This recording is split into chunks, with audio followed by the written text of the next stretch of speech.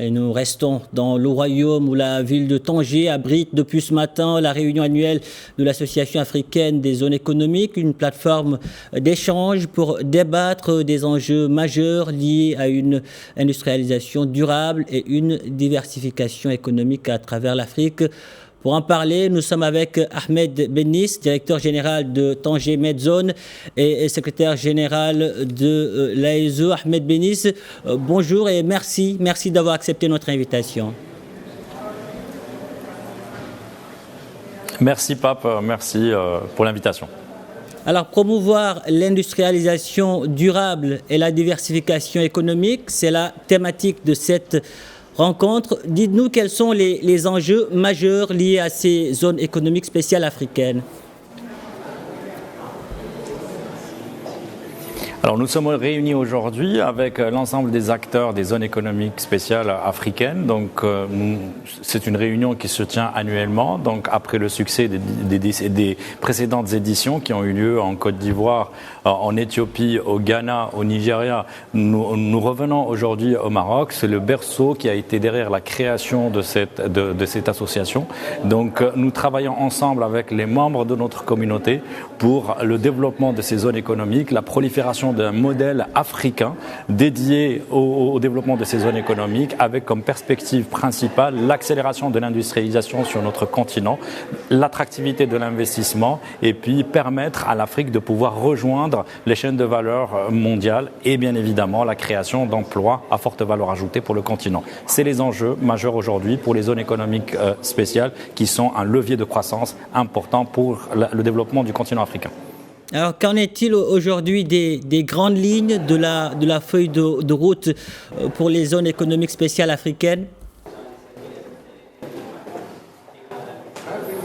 Alors effectivement, les réalisations de ces dernières années nous ont permis de développer ce modèle africain pour le développement des zones économiques. Aujourd'hui, on se projette avec une feuille de route assez importante et qui va mettre comme axe majeur de développement le développement durable, le développement industriel soutenu, renforcé, améliorer l'attractivité de nos zones économiques, améliorer la compétitivité logistique qui permettra à ces zones économiques d'être un levier stratégique pour renforcer les échanges entre les différents pays africains et bien évidemment réussir ensemble l'implémentation de cet accord de libre-échange africain qui est aussi une réalité aujourd'hui à laquelle nous faisons face. Ahmed Bennis, Tanger Medzone que vous dirigez à l'initiative de cette organisation, quel est précisément son rôle, notamment en matière d'élaboration de cette feuille de route et au-delà ? Alors, comme vous le dites très bien, donc Tanger Med était à l'initiative de la création de cette association en 2015 avec le concours de représentants d'autres pays, notamment le Gabon, le Kenya, la Tunisie, le Sénégal. Aujourd'hui, Tanger Med représente une locomotive en Afrique et ce rôle important que joue Tanger Med sur le continent nous impose un engagement auprès de nos confrères africains pour renforcer les capacités, pour échanger les bonnes pratiques, pour tout simplement dupliquer un modèle réussi sur tout le continent.